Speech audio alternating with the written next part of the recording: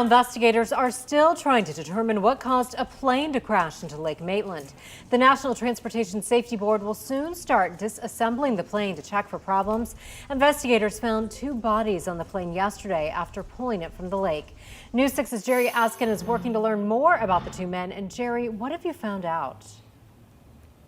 Julie, I found out today those 2 men on board were actually friends from South Carolina. They were carrying aircraft parts to a airport in New Smyrna Beach, and one of those men on board was actually a medical doctor from South Carolina. Now, federal investigators actually towed away this plane here from this boat ramp in the past hour or 2 after crashing into Lake Maitland yesterday. We just got this picture from family of 67-year-old Stanley Rampy, who died in yesterday's plane crash.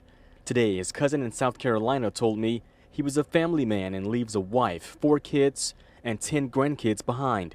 He was also a family medicine physician for decades. A great doctor that, sacrificed a lot for his patients in time and effort. Today, federal investigators say Rampy and 79-year-old Eugene Dodd were on this plane when it somehow crashed here in Lake Maitland. Now they're backtracking and listening to audio recordings before it all happened. We have all heard the tapes on that, of course, about him talking about he was having fuel issues out of the right tank. We will confirm that and find out exactly what the issues were. We watched today as NTSB investigators worked to remove the plane's wings and check for any malfunctions, all before transporting it to a salvage yard in Jacksonville. Last night, crews used boats to remove the plane from Lake Maitland after an intense search for hours.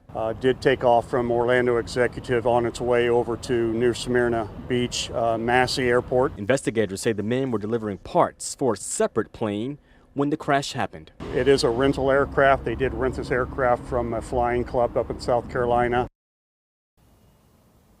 Yeah, right now, NTSB investigators still working to find out officially how this plane crashed and said it could release its preliminary report within 10 days. Meantime, coming up here new for 5, I'm working to find out more about those 2 men who were on board. And I've also learned that you're going to hear more from those witnesses coming up here all new for News 6 at 5 o'clock. We're live in Maitland. Jerry Askin, Getting Results, News 6.